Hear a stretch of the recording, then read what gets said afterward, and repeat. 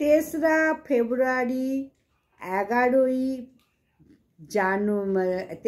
ফেব্রুয়ারি 26শে মাঘ Saraswati পুজো।